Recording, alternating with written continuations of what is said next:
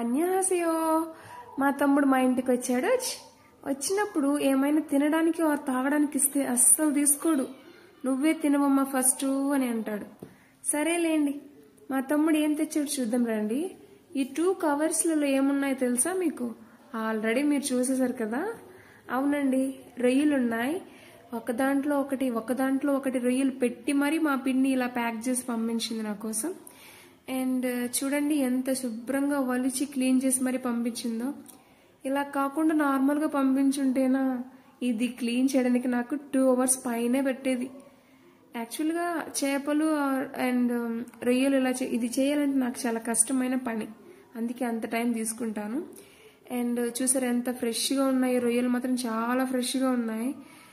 దాంతోపాటు దీంట్లో చిన్న పాములాగా ఉంటుంది కదా ఆ రొయ్యల్లో, అది క్లీన్ చేయడం అంటే చాలా కష్టం, ఎందుకంటే ప్రతిదీ చేయాలి కదా. So okay, that's it. Like మీరు కానీ మా వీడియో ఫస్ట్ టైం చూస్తుంటే ప్లీజ్ సబ్స్క్రైబ్ మై ఛానల్.